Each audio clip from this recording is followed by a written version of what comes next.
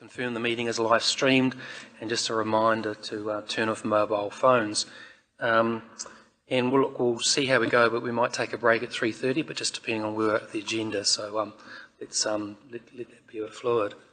So in that respect, if we can move to item 1, which is the opening karakia, and can I invite Councillor Barker to open the meeting for us, please? Thank you, Mr. Chair. Tūtawa mai runga, tūtawa mai raro, tūtawa mai roto, tūtawa mai waho. I tau ai te Māori tū, te Māori ora, ki te katoa, haumie, huie, tāki. Kia ora. Okay, so I'll call for apologies. Apology for Councillor Waru, who was unable to attend, and an apology for lateness for Mayor Tapsell. Thank you, Deputy Mayor. So I'll ask for a move and a seconder that the apologies from Councillor Waru and for lateness for Mayor Tanya be accepted. Happy to move. Moved by Deputy Mayor, seconded by Councillor Barker. All those in favour, please say aye. Aye. We'll take that as confirmed.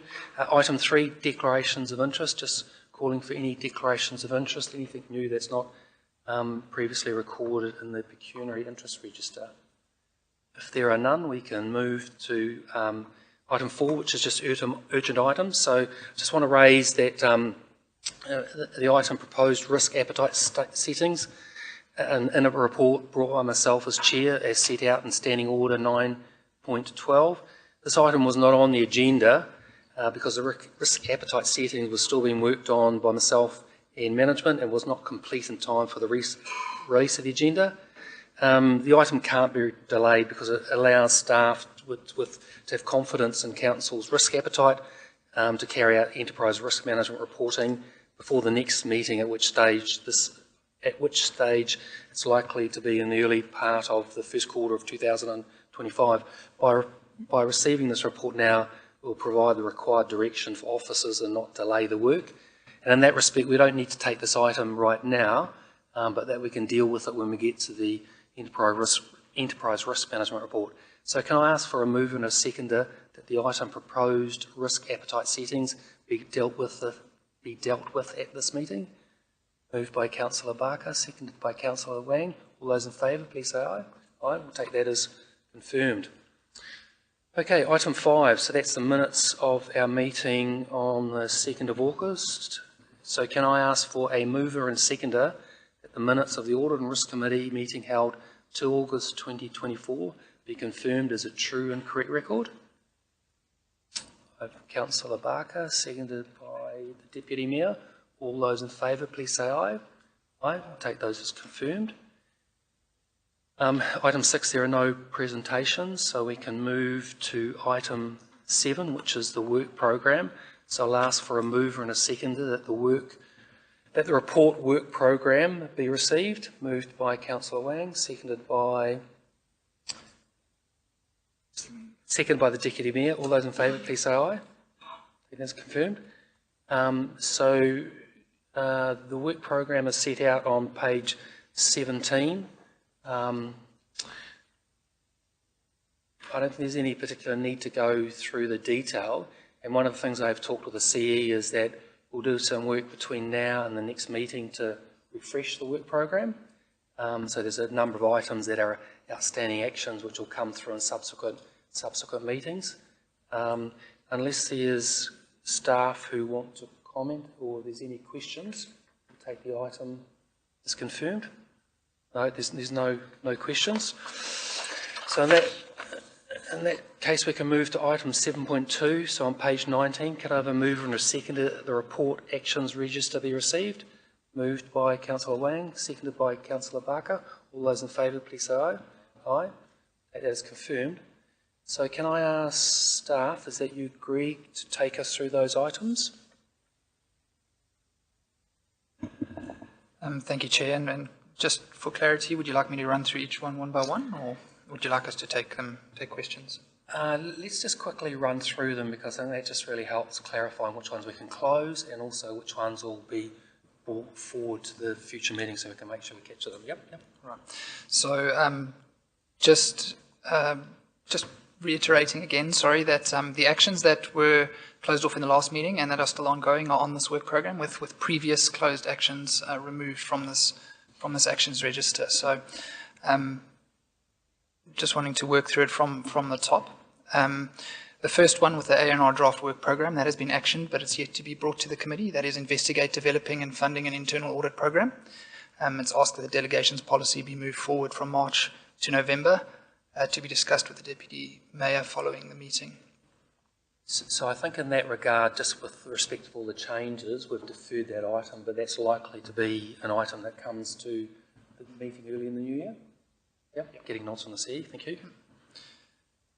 An ongoing action is the next one, which is the One Council report. It's a request that the post-implementation report specifically look at the benefits realisation, actual benefits versus planned benefits. So again, when we discuss the work program, we'll discuss when that's most appropriate to come back, but the system's been in place for some time now, so just keen when you've got the right staff in place to be able to do that. CE, thank you. Okay. Next one is a key project, risk overview report. The Chair requested that deep dives into specific projects should include a high-level assessment and provide context for the level of risk, increasing or reducing, and changes. Councillor Kai Fong asked for more regular reporting on the museum project aligned to the risk framework to the I&E committee. The request was supported by Councillor Barker and the Chair of the I&E committee. So in that respect, CE, given all the changes, you've moved Elron to a new role, we'll bring the project management framework to the next meeting, and from there we'll start potentially a program of deep dives. Well, we have, through you, Chair, we have actually, sorry, do you have a comment, Councillor Carr? I was just going to say, I think probably this item is no longer required for this committee any longer in terms of just the way we're currently reporting into both the Infrastructure and Environment Committee and into the CDD Committee, both on the build program as well as the museum exhibition. So there is now monthly reporting, and there was quarterly reporting on the financials. So, yes. So the information is being made publicly available where it can be in those forums. So yeah, that's great. Certainly don't want to have duplication, but is there a role for this committee to just have assurance that the risk management process is actively working within project space? So through you, Chair, as the Deputy Mayor mentioned, there has been an updated framework. We are reporting those through, and so my view is that the work is done. So whether you consider it closed or you want to see some of that reporting here as well, I'll leave that to you as the Chair, but certainly the work, I believe, has been completed. So as Chair, I'd be really keen that we as a committee certainly see the project management framework, because I think that's an outstanding action, and perhaps have a bit of a discussion around, whilst there's really good reporting to the Infrastructure Committee, just that this committee's role will be just to be sure that the risk management process around projects is effective. So certainly don't want to do duplication of reporting, but just maybe there's a slightly different lens. So perhaps that's something offline that we can talk about and talk how that fits into the work program. Yeah. Okay, thank you, Chair. Moving on to the next two have been completed through the August meeting. The 2023 annual report and audit, post-implementation review following the 2023 annual report and audit. So in that regard, we received a report, that's a Craig Fisher report. There are a number of recommendations. I'm pleased to see that given the outcome of the 24J annual report audit, clearly a number of them have been recommended, but just for process, I'd be keen that the recommendations come back to this committee with the management's response. A number of them have been implemented, but I think there are a number of others that might still be on the table, so we'll see that at a future meeting. Yep, thank you. The actions register, the Chair requested that a review of the committee's terms of reference be added to the work program and clarity what policies the committee is responsible for. So I've had a chat to see, so that might be a piece of work we do towards the end of this term, bring it back to the last meeting as a potential recommendation to the incoming council. So that's something we'll pick up next year. The Chair requested that the procurement policy, page 4, heading application, subsection F, be updated to include the addition with the requirement to subsequently report the CEO decision and reasons for to council at the earliest opportunity.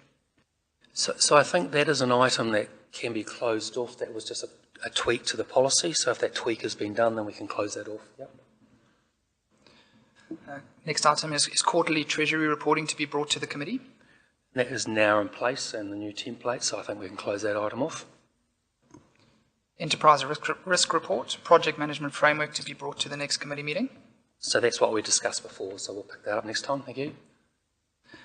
Treasury update has been completed. And then the draft Audit New Zealand Management Letter 2022-23 annual report. Staff to confirm that audit item for ozone is a legacy item. I'm just wondering whether or not Thomas is able to comment on that. In the management letter, there was an issue about legacy information sitting in ozone. It sort of didn't quite make sense. There was a need just to close that item out. Maybe. Okay, we'll leave that sitting there, sure. Okay, thanks, Greg. Are there any other questions on the action list? If that's the case, then we can move to item 7.3 on page 23, which is the Audit New Zealand Management Letter of the long-term plan. So can I ask for a mover and a seconder that the report Audit New Zealand Management Letter Long-Term Plan 2024 to 2034 be received? Moved by Councillor Wang, seconded by Councillor Brown. All those in favour, please say aye. Aye, we'll take that as confirmed. Welcome, Thomas.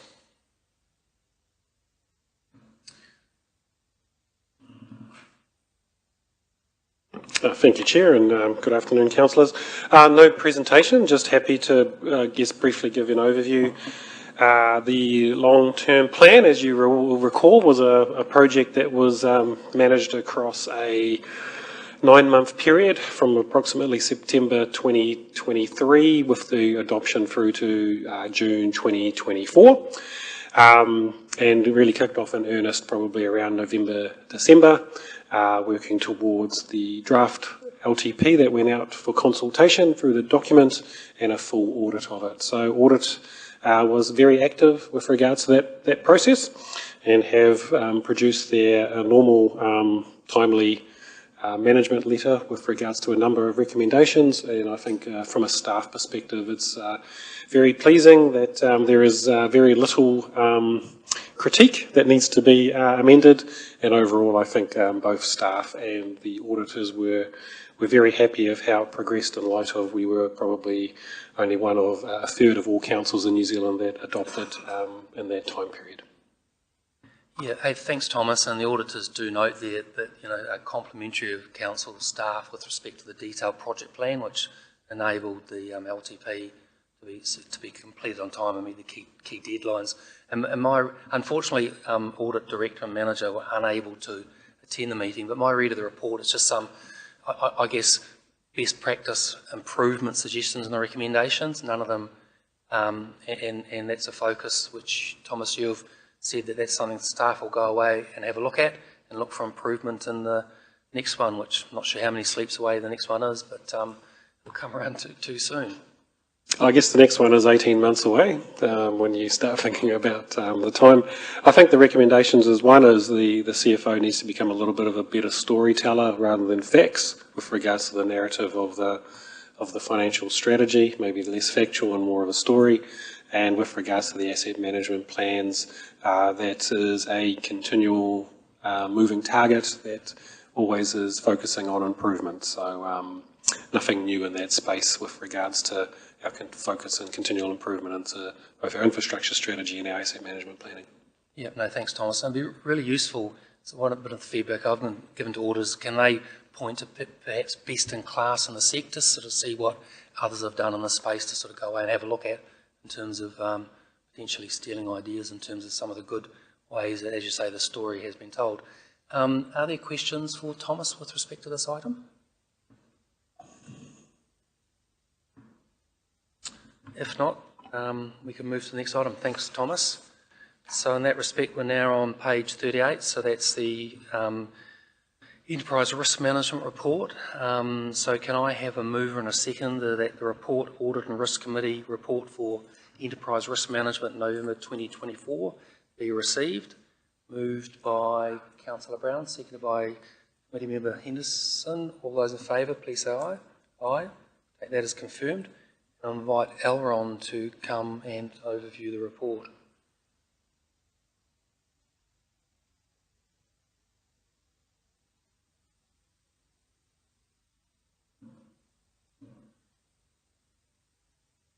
And as mentioned earlier, we'll discuss the risk appetite as part of this presentation. Yep.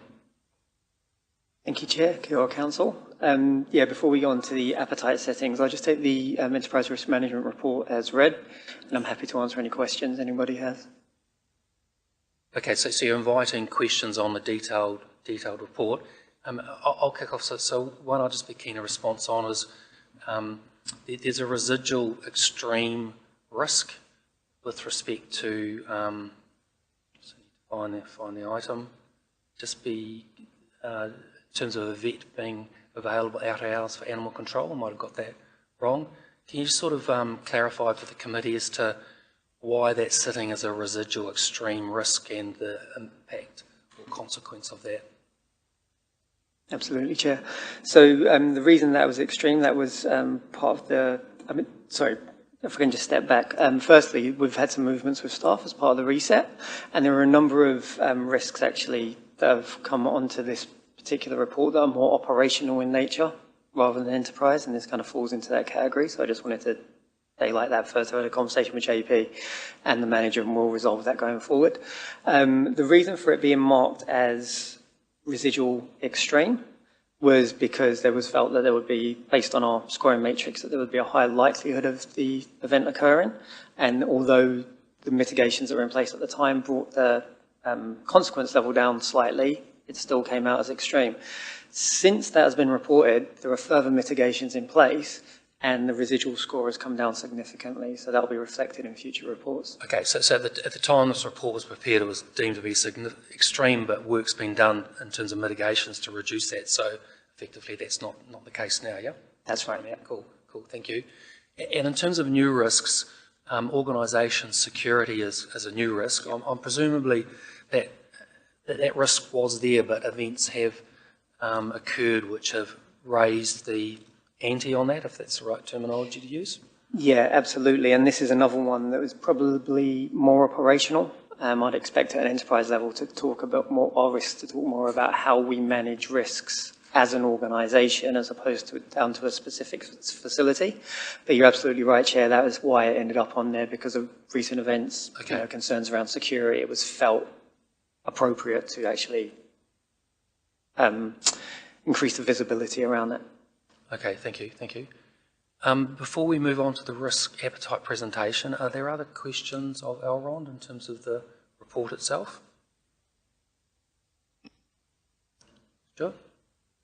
Just in terms of, I think when we move towards we have the template here, and I think the template's taken, shall we say, a reassessment of those key risks and order, in so much having them ordered, the 1 to 11 renamed, but also where the template has shown some raw risks by category and residual risks by category.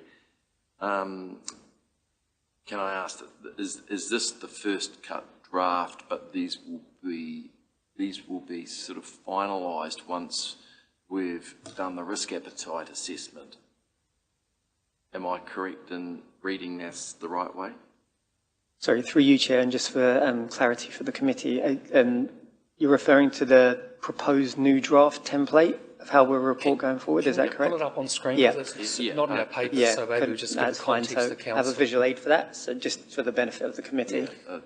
And the context is councillors will refer, during the year we had a workshop and we identified through discussion what we saw as the top 11, 12, I can't remember where the numbers landed, of risk categories. And offline, particularly Stuart has been doing some work with Elrond on how that might be summarised into a higher level template format reporting. So it's not in our agenda today, but that's the direction of travel of how we would be keen to move towards. Yeah, it's a context setting, yeah, Elrond? Yeah. Yeah, absolutely. So apologies, Deputy Chair. I just wanted to clarify that for the benefit of the committee. So these are slides from another presentation, but it just clarifies where we are. So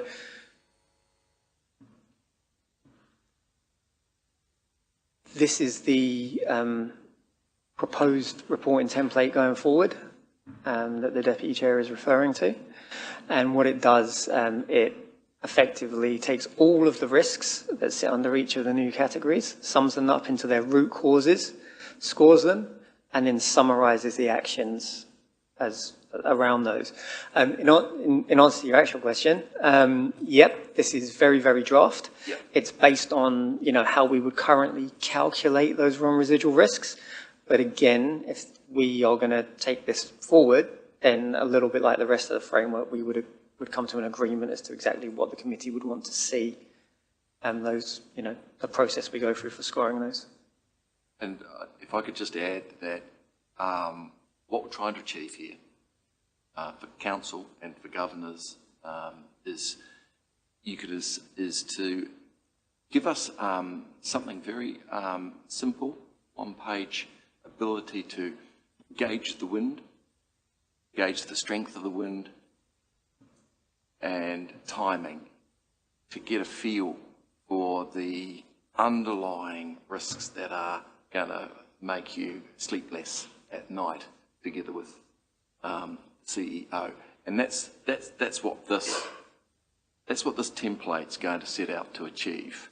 And importantly, as Mike has said, we can't get to this until we know what your risk appetite is, because then you don't know what it is in terms of measurement of, you know, what is material to this council in terms of those risks that you want to be ahead of the game on. So I just wanted to put that context as a lead into what you've seen in the detail and where that's going to go ultimately with this next important piece of the jigsaw puzzle, which is your assessment. So in that respect, Aaron, I just wonder if you just jump to the presentation, just talk about the risk appetites, and at least have a bit of a discussion on that.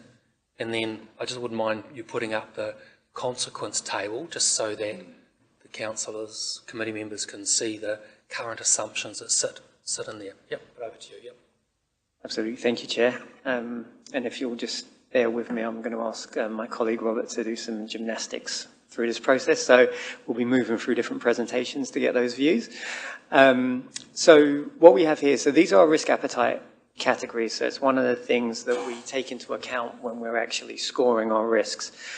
So at the bottom, we have the new categories that the committee has approved, and the appetite setting that they currently sit under.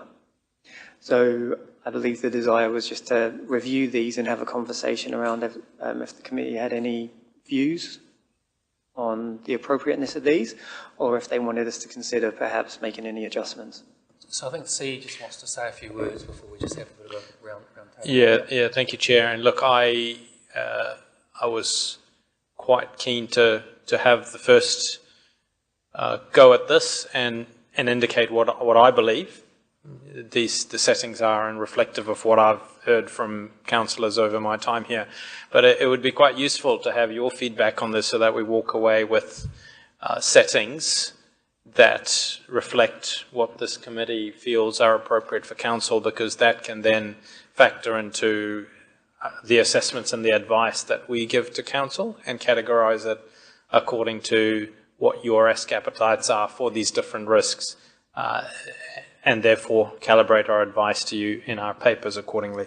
So for example, if I can work through it, under asset management, I've categorised that as us being risk cautious, and there's an explanation of what that means here.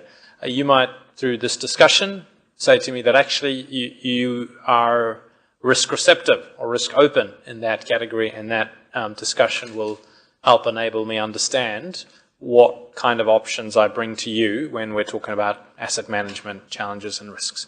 So I guess that would be my prelude to it. I would find it quite useful, even not so much the absolute values, but even the relative values of which category, relative appetites for each of these different risk categories.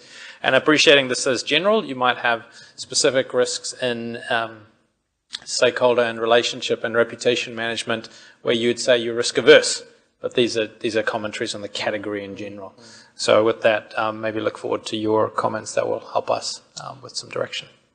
Thanks, Andrew. So the one that stuck out for me was legal and compliance, as to why that's not sitting in the risk averse. Like, as a council, legislative compliance, I would have thought would be sitting alongside health and safety and financial management, but I'd be interested in other views on that.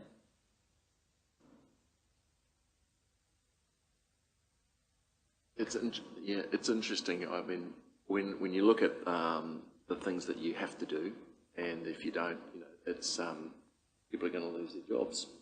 People are going to lose their, you know, there's going to be consequences, and that's true. Then you get a part of that legal and compliance, which you know, we see some of that at the moment when you've got transitioning into new clients, whether it be accounting or whether it be legal or from government regulation perspective. That gets really, really murky, and it's tough for you because you know you don't have the control of the legislative programs, and you don't have controls of what's being imposed on you as councils. So it is a really, really hard one. I thought like you did, Mike, at first, and then I thought actually it probably sits between. It does sit in the risk cautious because there's a big element of that right now, which is utterly beyond your control in terms of being able to shall we say, have the consequence of. When you've only got to see this in terms of the way in the last 3 to 4 years, audit and audit on time. You know, okay, so you're breaching a legislative requirement to have everything done by 29th of September. Well, you know, these things aren't often in your control, as we've noticed. So it's a really interesting one, and you're all going to have a different view on it, I think. But I kind of agree with that, Andrew, rather than putting it in the extreme. And through you, Chair, I might just say that risk cautious is still cautious. It's a high degree of caution applied there to those. But as you said, it's a relative balance. And considering for us, compliance is a whole lot of activities that involve interaction with the community. So when we talk about food and alcohol licensing, animal control, all of those are elements where not everything is within our control. And so rather than having them at the risk averse, we've proposed that they land there, just to strike some sort of balance. You know, I get that. I understand the compliance, but so if there was breaching the legislation, like, council would be happy with that if council knowingly breaches legislation? I think the wording of risk cautious is inclined to avoid risks unless necessary, prioritising stability and security with strong emphasis. Look, I read that as a high threshold. Yeah. Other views? I'm getting nods around the table. Yeah. Other views on that? Premier? Oh, Chair, I was just looking at the other paper that Elron had in there, just sort of outlining what falls into each of those categories.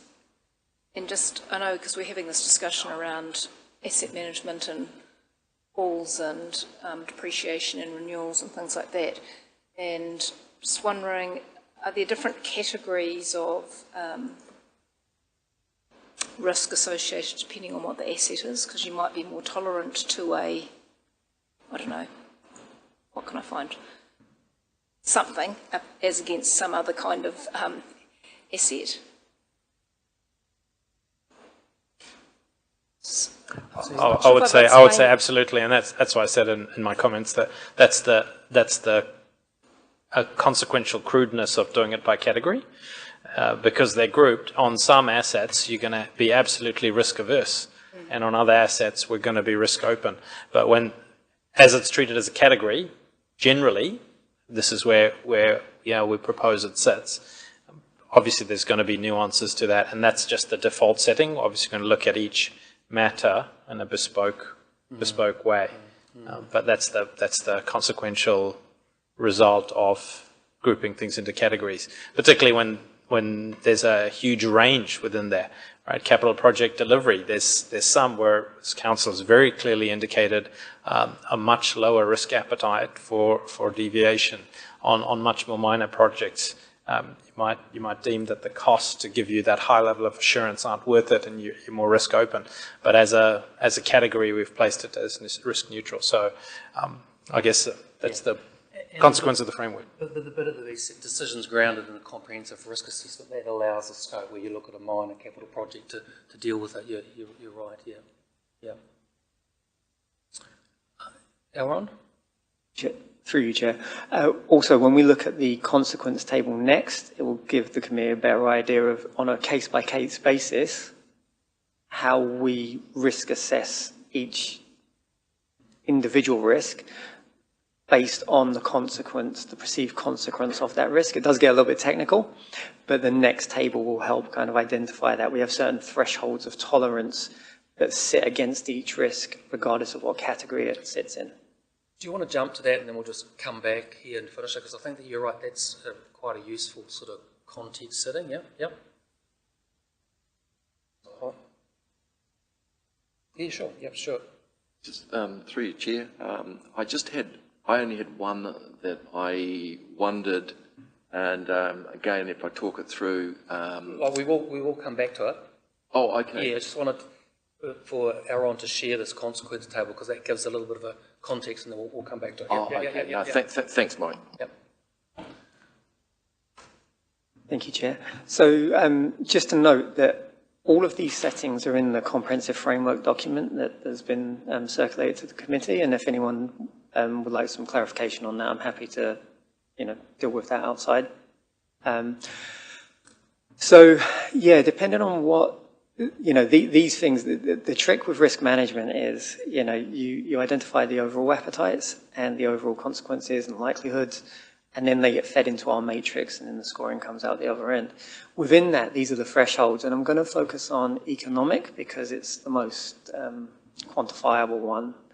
So, when deciding the level of consequence associated, for example, with a project, we take into account the economic thresholds, and then we will score them accordingly. So you could have a high value project where a 10% slippage might result in $1 million.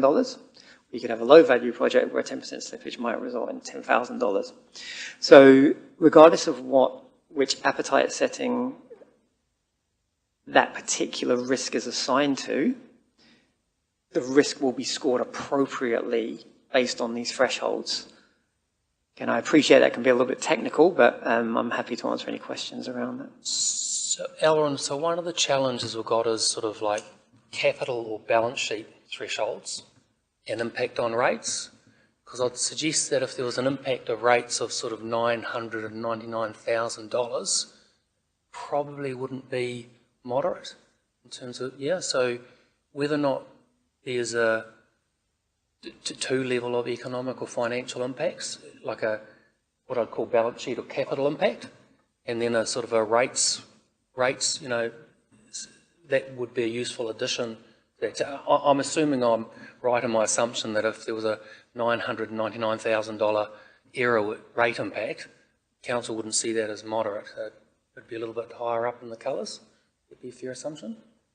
Thank you, Chair. Yeah. Oh, sorry, Deputy Chair. If I could just talk to that point as well, because that's, for me too, look, councils really, they don't suffer from a balance sheet issue, i.e. your debt to equity, so to speak, is never really a question, and it's not what's driving your behaviours and your community's behaviours. It's really impact on that P&L. It's the impact to what is servicing your ability to do what you need to do. I think that the most important economic out of the two isn't so much a capital value loss, but it is very much around what it's impacting your, for example, your revenue, what it's impacting on your expenses. It's what is the here and now that drives your ability to leverage the organisation to achieve your objectives. And that's kind of explaining it again to what Mike is saying. I would feel that if you're going to put a dollar value on, you prioritise that dollar value in that context.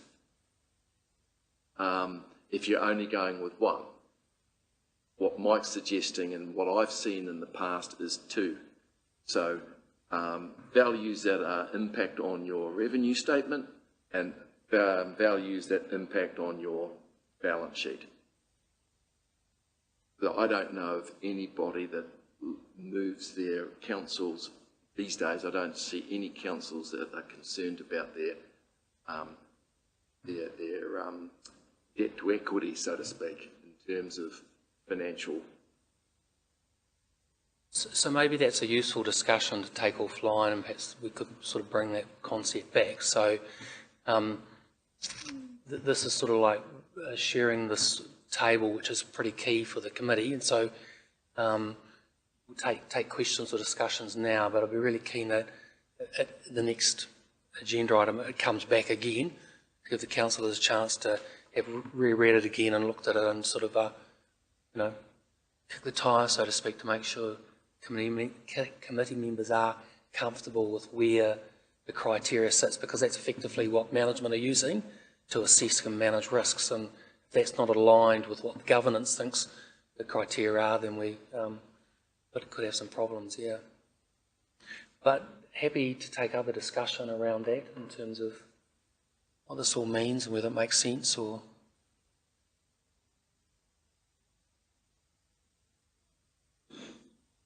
Puzzled look? Sorry, Chair, it's just probably because we don't have this in our papers, so we're... Yeah, it came out late, so look, I Yes, think I what's know. useful, I think we've introduced it today. I think it's really important that we bring this back as part of the agenda that's sent out early, a chance for councillors to have a really good read of it, just make sure that we're comfortable to sign it off. But as an action point, offline maybe, Andrew, this concept of maybe OPEX versus CAPEX, if that would be useful in terms of, yeah, it's got to be useful and practical, or what your assessment of whether a capital project or OPEX project, yeah. Through you, Chair. Aaron? I'd be happy to undertake there are different options around how you can achieve what you're seeking to achieve. I'd be happy to put an options paper together for consideration by the committee, if that would help. Okay, no, thanks, Aaron. Hey, look, if there are no more questions, no. Greg. Sorry, I'm trying to process this while it's in front of me. I wonder whether one of the risks of commissioners being implemented is highlighted on the right-hand side. You know, that's an illustration of getting it completely wrong. Judicial review. So, you know, a lot of this is around media, negative sentiment, but there are other consequences of getting it wrong that perhaps should be highlighted. But like I say, I'm just processing this while it's in front of me, so I don't know whether that needs to be added or not, really. Yeah, the risk of a commissioner or worse than a top box. Yeah. But what is the threshold, and how do we judge decisions that potentially have that risk or that outcome?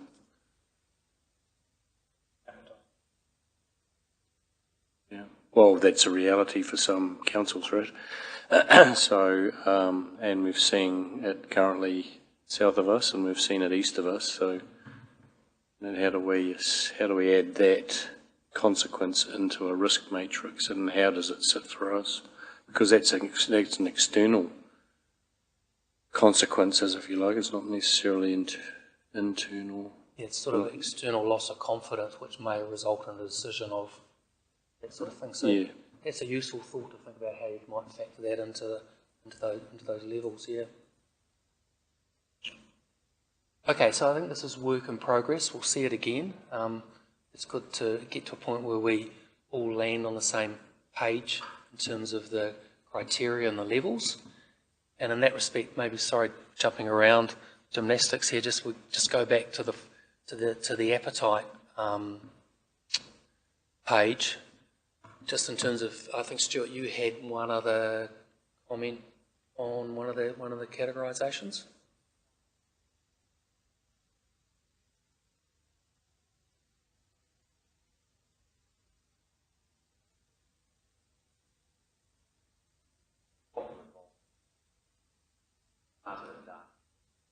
Yeah.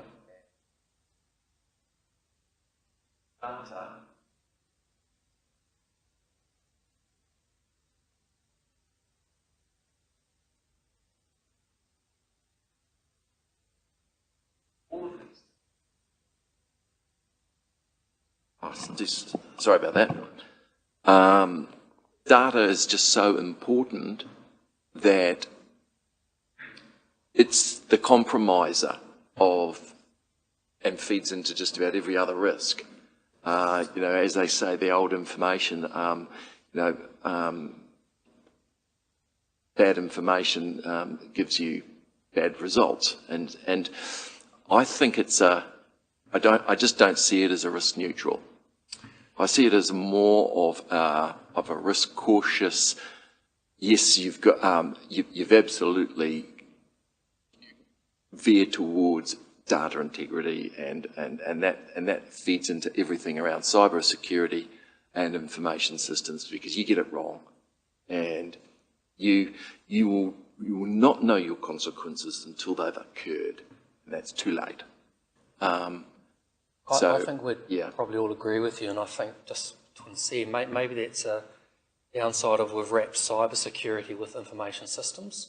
If we actually unwrap them, because information systems, it certainly makes risk neutral, feels right with that, but in terms of cyber, when we're thinking about privacy and data, etc., so maybe we should give some thought to going from 11 to 12. I don't think that's probably causing everyone to have a bit of a no.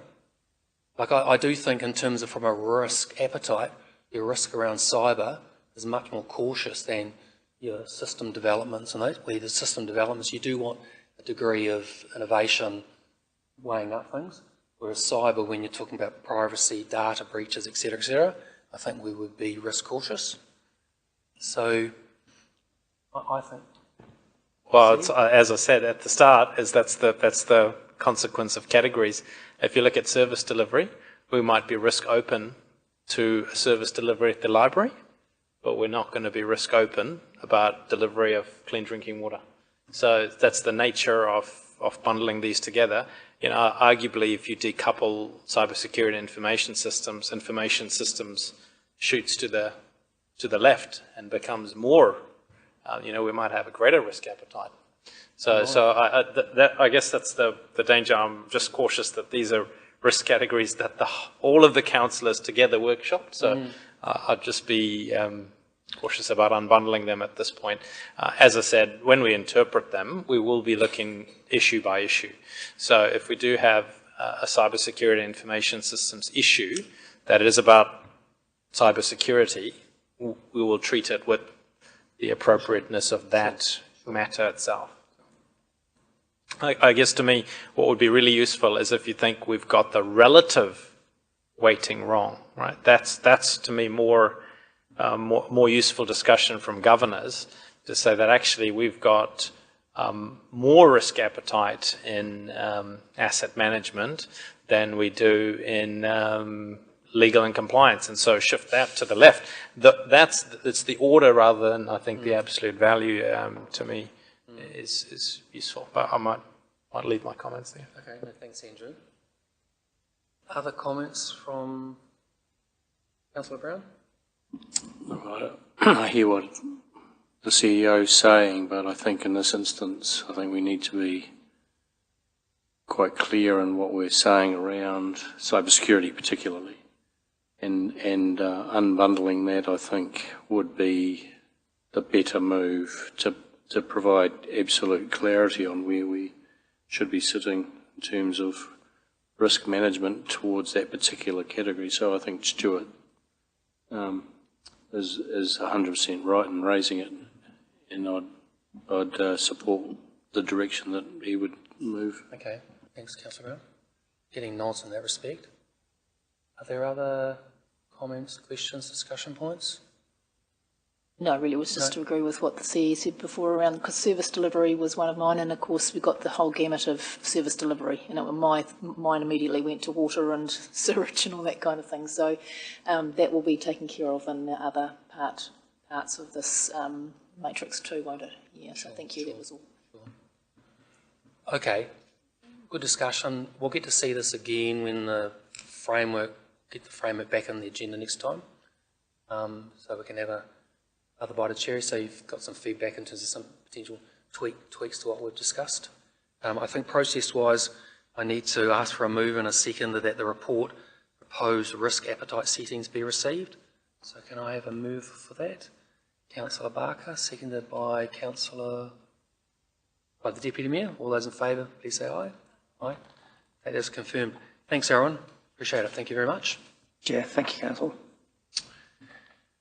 Okay, so we're now on item 7.5, page 54. So can I have a mover and a seconder that the report sensitive expenditure policy be received?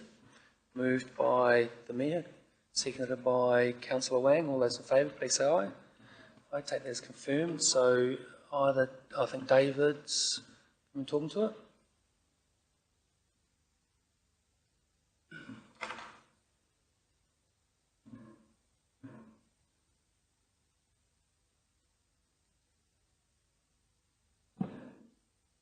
Good afternoon, Mr Chair and committee members. So this report brings the sensitive expenditure policy for review to the committee.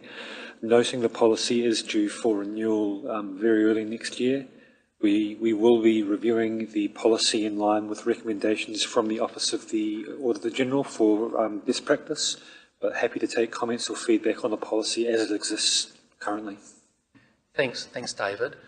So the policy review will clearly pick up changes in titles and stuff, so we'll cover that.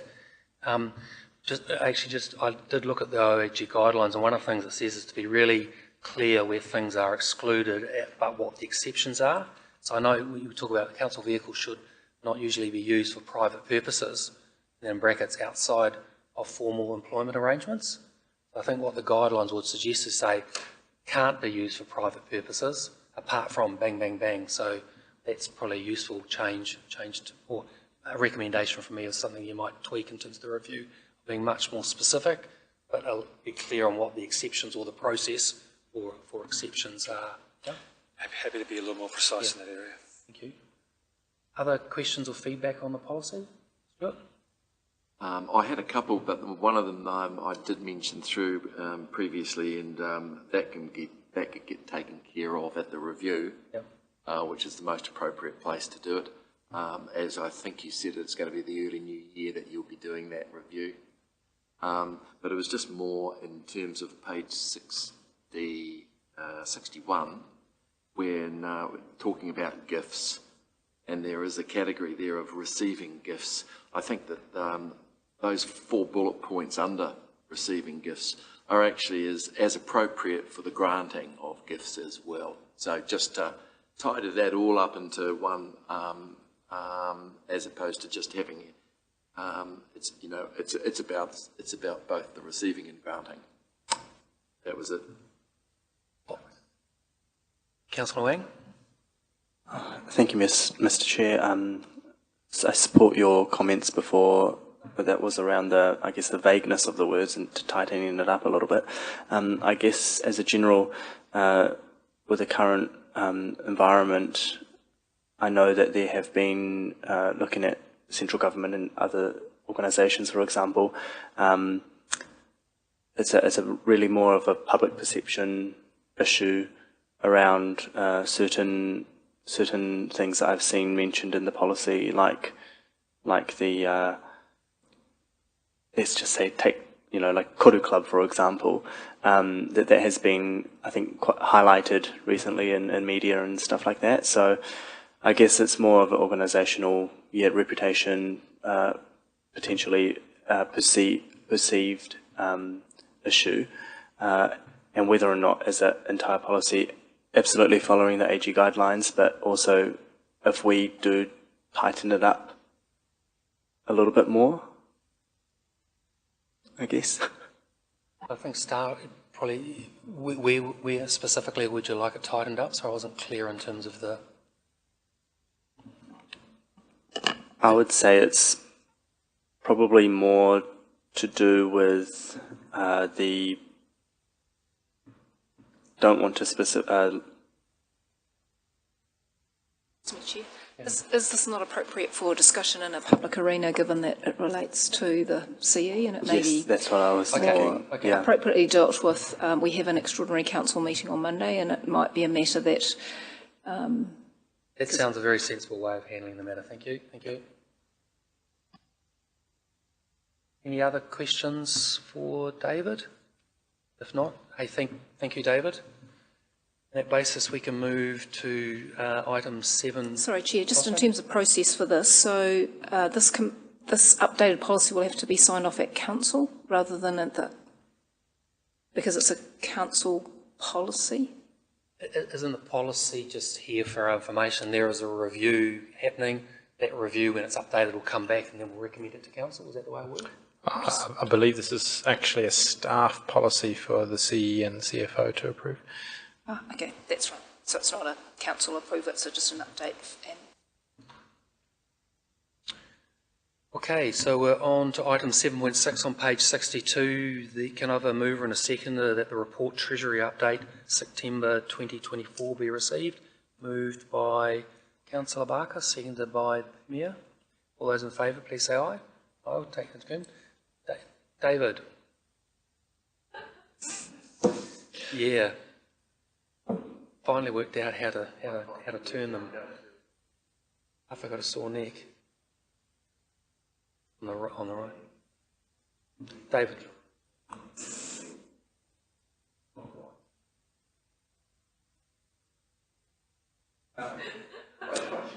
It's a health and safety risk. David, we're in your hands. Sure.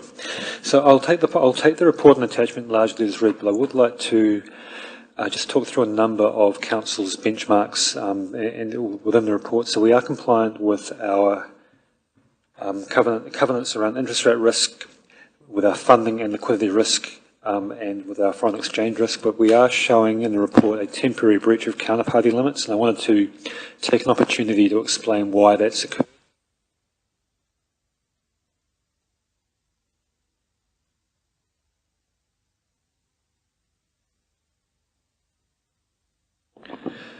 So within Council's Treasury policy, we have a counterparty limit measure which seeks to make sure that we spread our risk evenly across financial institutions, particularly with things like borrowings, term deposits, and swaps. The Council has not entered into any swap contracts in the last 11 years. However, as we've covered in previous Council meetings, in September 2024, Council did enter its first swap contracts in 11 years. In order to place a swap contract with a trading bank, you need a special type of arrangement with the bank to enter into those contracts. At the time of the market opportunity, Council only had one of those arrangements with one bank, and so in order to take advantage of that market opportunity, we needed to place those swaps with one bank. And as a result of having some term deposits with that same bank, we are showing a temporary breach of that measure. However, that will correct in about 2 months' time when that term deposit matures and we come back within our counterparty limit with that bank. But I'm happy to take questions on the report or the attachments. Thanks, David. Stuart? Thanks, Dave. Thanks, Chair. I was really, really chuffed to get this report and the new template, and I know that it's quite a lot for Council to get their heads through in terms of the visuals, and something which I'd be really happy to do with David and the team, and Thomas and the team, is workshop what some of these things can intuitively show you. But for me, I was really, really happy, and it was a really good report. I have suggested a couple of tweaks. It would be nice in the summary to show where Council sits with its policies, so that we're seeing live what our debt to equity and other major policy limits are looking like relative to Council's policy and relative to the LGFA's policy. That's just a very brief addition to the summary. And I also have asked, and this will be coming into the next report, that also includes the credit rating, just so that you know where the credit rating is, what the, whether it's positive, negative, direction of travel. And the other is that what you see in here in this report, and if you look at the appendice, and perhaps if you could scroll to that first page, please, David, where we've got the debt forecasts and interest rates. If you could just scroll to that now for me, please. Oh, sorry, it's... So that's on our page 67? Oh yeah, page 67 on our agendas. Yeah, but I was hoping we might see it up there, but that's okay. What you'll see on page 68 is the it's called the main debt forecast, and that at the moment is showing you what your positions look like relative to your LTP. Now, what councils are doing, and every other council that I'm involved with, is that they will, and David will bring this to you next time, is that you'll not only see what you look like relative to your LTP, but you're going to look at a debt forecast that's current. Because that's really important information for management, and it's really important information for us as governors, because that's going to indicate how CapEx programs are on time or not, or if there's slippage in borrowing. What does all this mean? Because you cannot risk manage your interest rate risk on an old debt forecast. And as we know, most councils have a 20% or just under slippage often in CapEx. You guys are a lot better than most, but the average is 20%. And also it means that you're seeing what the live management view on debt forecast looking forward over the next 1 year and 2 year is. That's where it changes, and you'll be able to see that. How do you fare in terms of what's our risk management around that? What are we looking like? How much of our debt is fixed? How much is it fixed for, and when does it mature? This is a really good, this is a really fantastic result, and I'm really, really pleased with it. But if we can have that next time, that would be good. The only other thing that I had to ask for is that when you're presenting recommendations to council, or even just to suggest this is what the strategy is looking like going forward, as a governor, I'd certainly like to know things like, I notice we don't have any funding in the 7 to 15 year tranche. Why is that? Are we going to look at getting some stable long-term funding? Answers to those sorts of questions, because at the moment there's zero. And what's the strategy around interest rate? What's the view between management and its advisors, your independent advisors? What is the recommendation, and why? So that we can gauge how that's looking. It's not that we're going to be making any recommendations.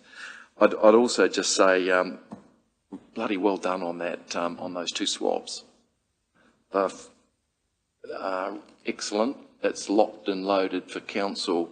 Some term base rates at under 4%, and 3.58 to 3.62.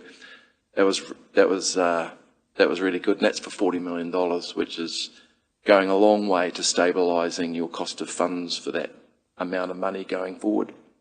Yeah. Thanks very much.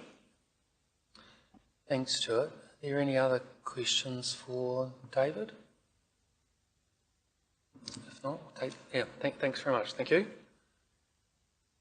Okay, so we're now moving into the confidential section of the agenda. We've got 3 items of consideration, and the reason for confidential is because the information is legally privileged.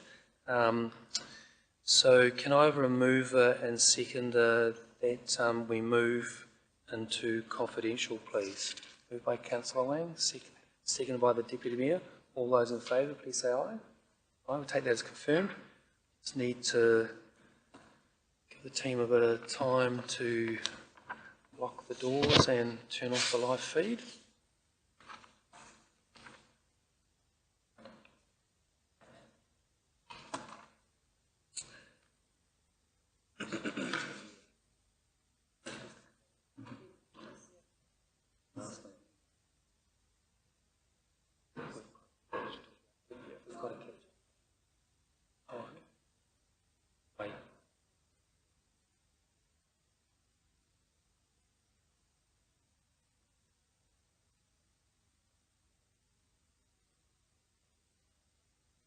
Yeah.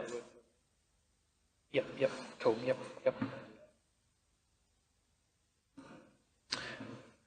Good to go, Robert?